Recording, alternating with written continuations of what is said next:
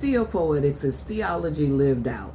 It's discovering God not only through doctrine, but through our stories, our creativity, our scars, our joy, and the sacred rhythm of everyday life. Theopoetics in glitter, well, baby, that's the meanness of it. It's my embodiment of that truth. Why glitter? Because before I understood my purpose, darkness tried to convince me that I had none. But the light refused to let me disappear. So now I shine not for attention, but as a reflection of what I carry, the light. Welcome back to Theopoetics in Glitter. Today we continue our journey through the building blocks of self-esteem.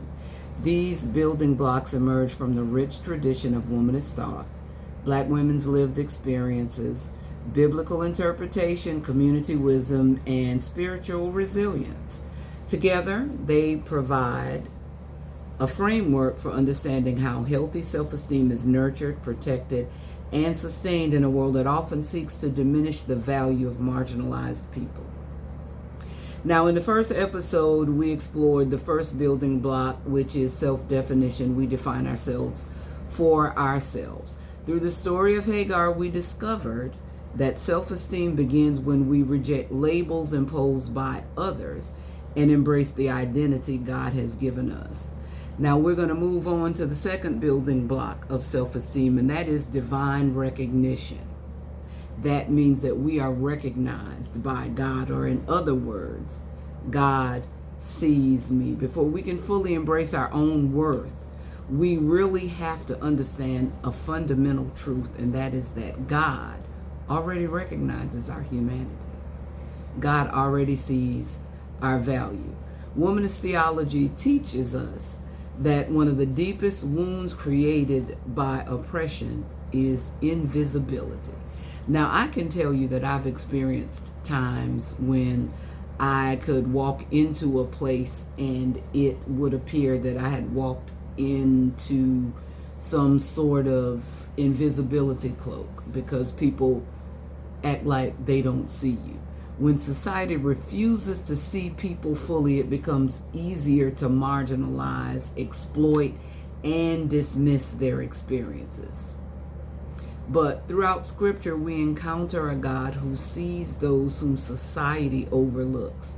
And today, we meet some such person. Now, normally, when womanist theologians talk about divine recognition and being seen by God, they also go back to Hagar. But I want to shift it just a little bit. I want to pivot to the woman at the well. See, for centuries, she's been preached about and judged and misunderstood, in my opinion, yet through a womanist lens, her story becomes much more than a conversation about morality. It becomes a story about dignity, visibility, voice, and divine recognition. As we explore her encounter with Jesus, we'll also examine how this building block of self-esteem sustained our ancestors through slavery, segregation, desegregation, discrimination. We must determine how it can sustain us now in this time, this current attempt at resegregation, and as hard-won social progress is being challenged and or reversed. But there's good news, and this is the good news. Before the world recognized us, before the world recognizes us, God already does. Before institutions validate us, God already does. Before society acknowledges our worth, God acknowledges our worth. And that recognition, that acknowledgement has the power to transform everything. So let's talk about that. Divine recognition, or God sees me. Now, again, the foundation of the woman at the well that we'll be talking about this scripture is John, the 4th chapter, verses 1 through 30 and 39 through 42. Now, I'm going to tell you right now, I'm not going to read the scripture to you. You can read it for yourself, but I'm going to summarize it for you in my own way. Now, look, you don't have to take my word for anything I say. You can look it up for yourself. Okay? Do that. if you want to. Ain't nobody gonna be mad. Okay, so many people spend their lives seeking validation from employers, spouses, churches, social media, political systems, educational institutions, and even family members. But womanist theology reminds us that our worth is not established by human approval. Our worth begins with divine recognition. The question is not whether or not God sees us. The question is whether or not we believe God sees us. To explore this principle, we're going to talk a little bit more about the woman at the well. Now, what we know about her is that she was at the well. Okay? Why was she at the well? Well, she was going to get water, of course. That's what people went to the well for. But she was at the well at a time of day that people didn't normally go to the well. Generally, what would happen is women would go in the morning before it got too hot. They would take their water jugs, what have you. They get their water. They laughing and talking because, when we get together, it's going to be a good time. We're going to walk to the well. We're going to talk about the stuff. We're going to talk about how the husband getting on our nerves, the children getting on our nerves, whatever, the outfit of the day, what have you, right? This woman did not go to the well at the regular time of day. Why? Well, there's lots of speculation, we don't know. But in this dialogue with she and Jesus, she talks about the fact that she is not married. She talks about the fact, or he talks about the fact that she's had 5 husbands and the man that she's with is not her husband now. And so we look at this as a discussion of morality. But is it really? Is it really a discussion of morality, or was her situation a sign of the times? Now, what do I mean by that? What I mean by that is during that time, women were thought of as little more than property. A woman who was not married was unprotected because women didn't have jobs. Women weren't educated. The property, the wealth was passed down to the sons. So a woman who was unmarried and not in her father's house was unsafe. Remind you of anything? So this is the reason why, we, in the situations that we have now, where women are able to make their own choices, where women are able to make their own living, where women are able to own property. Baby, it didn't really start like that until the 70s, take note. But anyway, because we live in the world that we live in, it's hard for us to imagine that this lady was in survival mode. And so she encounters, as she's avoiding going to the well in the morning, because she probably tired of them women whispering behind their hands and talking about it, because y'all know I already said, when we get together and we get to talking about things, we gonna talk about everything, right? So this is her situation, and we judge this situation. But what if we look at it in a different way? What if we look at this encounter between this woman at the well and Jesus, who has asked her for some water, and she's like, why are you asking me for water? We don't even have nothing to do with each other. You're a Jew and I'm a Samaritan. We don't like each other. Why are you asking me for water? Why are you even talking to me? Because you know good and well that we don't really do that in public anyway. Men and women don't talk to each other like that in the public spaces. Why are you even bothering me? And then Jesus begins to have a theological discussion with her. Talks about what and who he is, what and who he has to offer. And perhaps her answer has been interpreted through the patriarchal lens such that we assign an attitude to the sister that she did not have. She was merely asking for clarification. Perhaps, again, perhaps she was tired. Perhaps this was another man coming and demanding something from her that maybe she didn't have enough of. Why you want me to give you some water?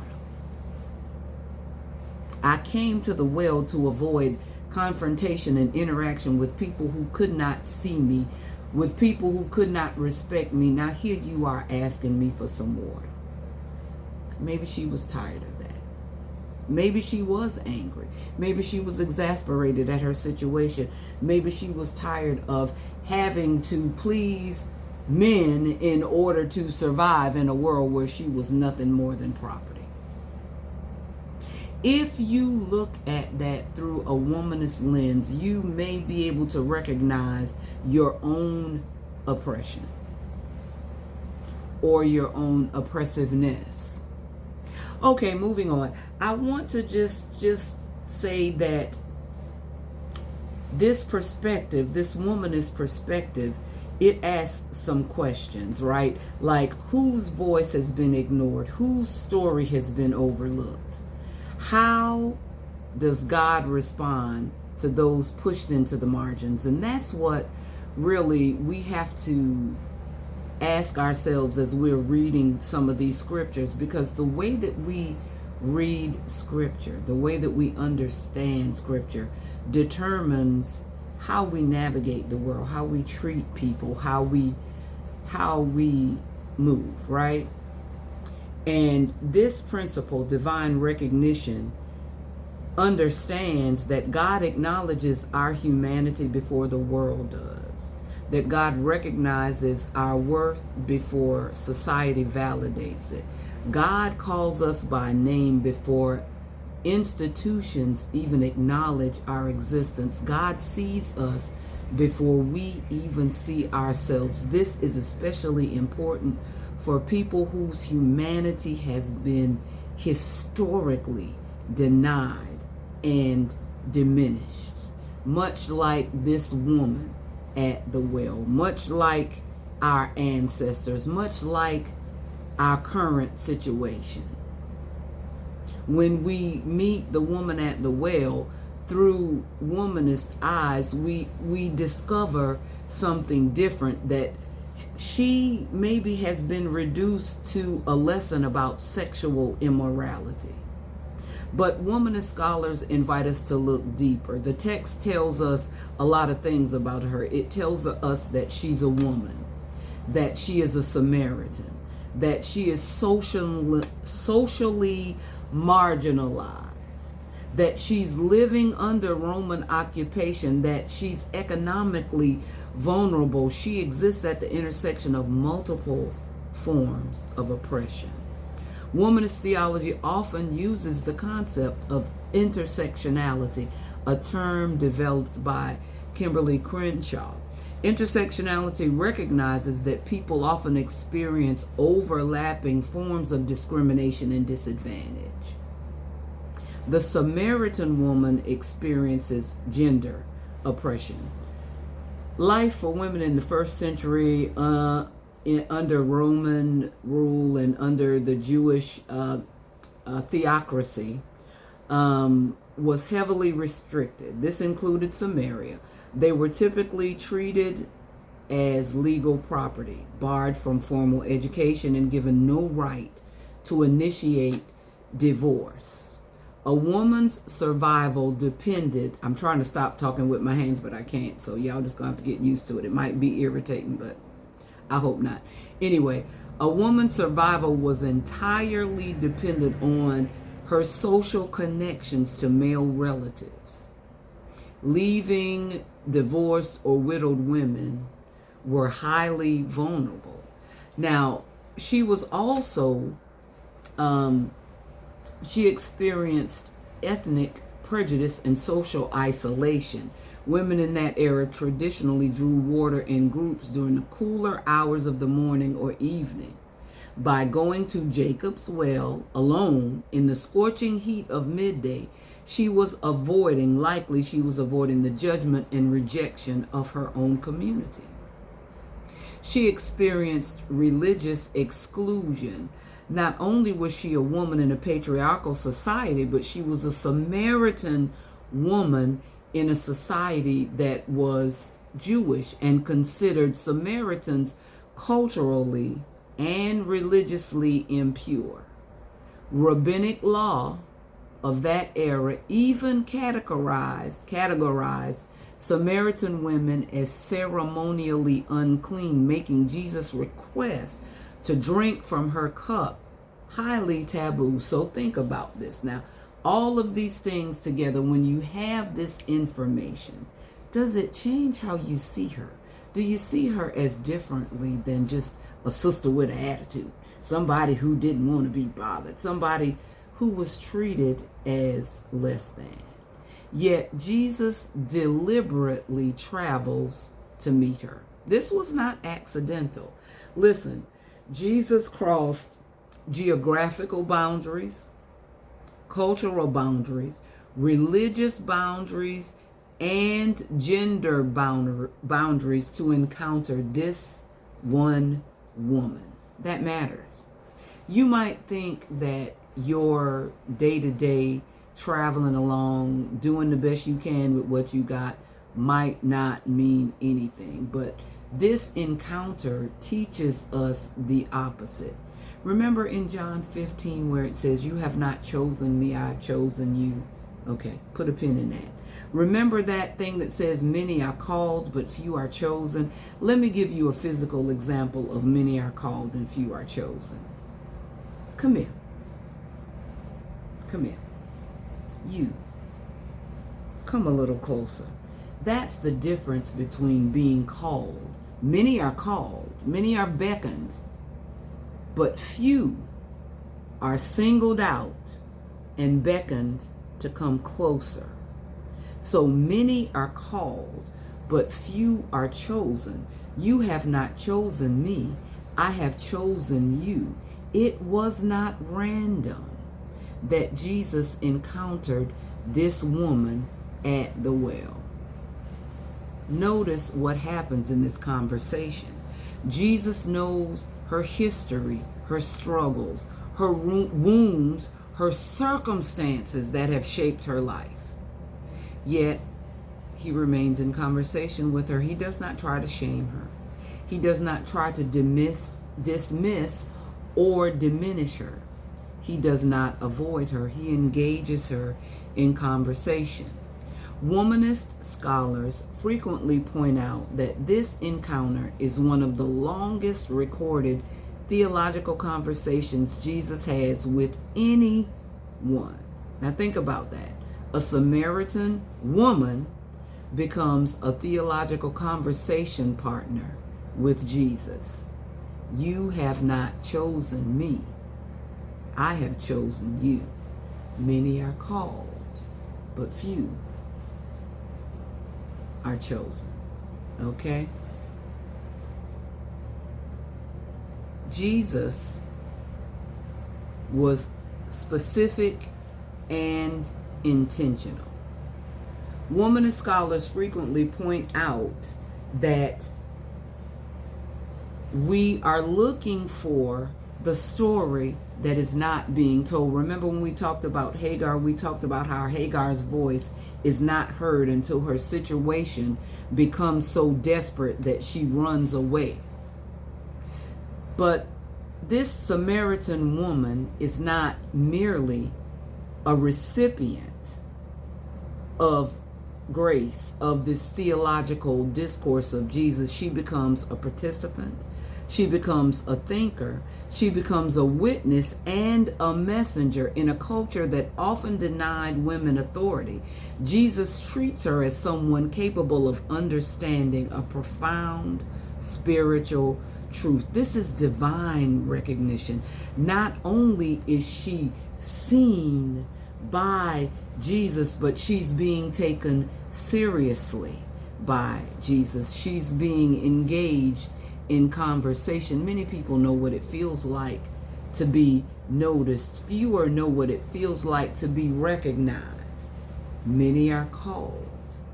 Few are chosen. Being recognized means that your humanity is affirmed, that your voice matters, that your perspective matters, your experience matters. Many are called, few are chosen. Divine recognition is something that helped our ancestors survive. They survived because they believed that God saw them, even when America refused to. Enslavement depended upon denying our humanity. Segregation depended upon denying our humanity. Jim Crow, all of these things, they depended upon denying our humanity, yet generation after generation maintained faith. Why? Because they believed that there was a higher authority than the systems that were oppressing them, than the systems that still oppress us today. When enslaved people sang, "Nobody knows the trouble I've seen," they were not saying nobody knew. They were saying earthly systems ignored them. They were saying nobody cared, but God knew. When mothers prayed over children headed into hostile environments, they believed that God saw them. When churches became centers of resistance and hope, they believed God saw them. When people marched for civil rights, they believed God saw them. Divine recognition sustained people when legal recognition did not exist. Even now, even when our history is being erased, even when the disregard and disrespect and dismissal of our humanity is rampant, even now, God still sees us. That is divine recognition, and that matters right now because people are feeling anxious. We hear about the attacks on diversity initiatives and the efforts to sanitize and even sanitize their history and erase our history. They witness growing hostility toward marginalized communities. People are saying, do I still matter? The woman at the well answers that question. Yes, you matter because God recognizes you, not because a government says so, not because an institution says so, not because a political party says so. Human recognition can be withdrawn. Divine recognition cannot. This does not mean we stop fighting for justice. Womanist theology has never been passive. Womanist theology insists that faith and justice belong together.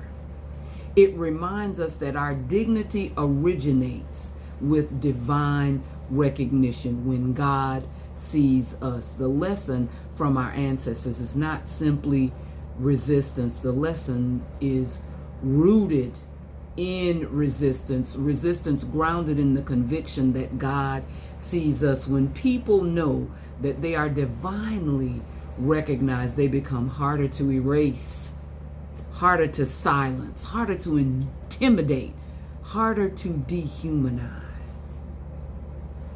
Living divine recognition every day, what does that look like?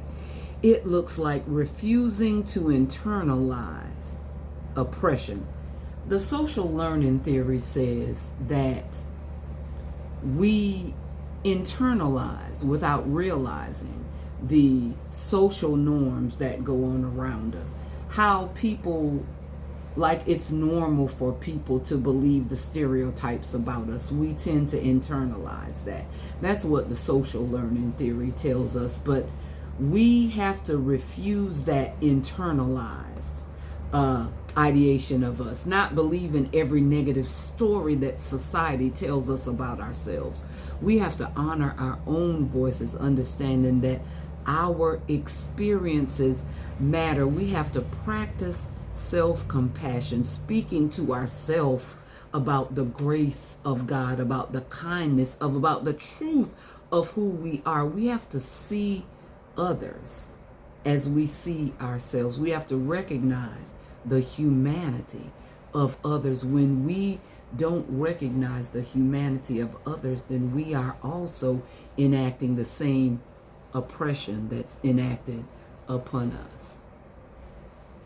We have to stand in our sacred worth. That's what divine recognition does. It reminds us of our sacred worth, living from the conviction that you are loved by God. Divine recognition changes how, it should change how we see ourselves, but it also changes how we see others. So,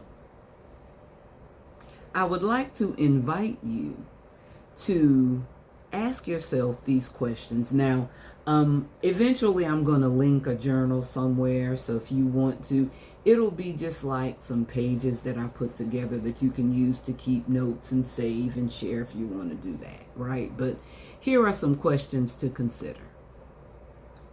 When was the last time you truly felt seen? Think about it before you write about it. Think about it. What messages about your worth have you internalized? What does Jesus' treatment of the Samaritan woman, I always do that. How does Jesus' treatment of the Samaritan woman challenge those messages that you've internalized? And what can we learn from our ancestors about trusting God's divine recognition of us? And this, I think, is important. How can you help others feel seen and valued? So the woman came to the well carrying a water jar. She left carrying a testimony. She came isolated. She left empowered. She came burdened by labels. She left defined by her divine encounter. That is the power of divine recognition. The good news today is not simply that God knows your name. The good news is that God sees your struggle, your history, your dreams, your wounds, your gifts, and your possibilities. In a world determined to rank people according to power, race, gender, class, politics, and privilege, God recognizes what others overlook. So when the culture tells you that you are invisible, remember that woman at the well. When society tells you that you do not matter, remember that woman at the well. When the world attempts to erase your story, remember, because the same Christ who met that woman at the well still meets us in the ordinary places of our lives and declares, I see you, I know you, and you matter. And when God recognizes us, we gain the courage to recognize ourselves and to stand boldly in the sacred dignity that no person, institution, or nation can ever take away from us. Remember that you are more than enough.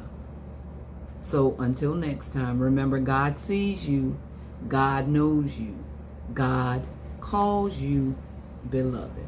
Until next time, this is Theopoetics in Glitter. I'm your girl Diva. Remember to start your healing journey as soon as possible. Now, in order to start your healing journey, you must first acknowledge that you have something from which you need to heal. Once you do that, start where you are, use what you have, and do what you can. And you can do that the same way that you can eat the entire world. And that is one bite at a time. Deuces.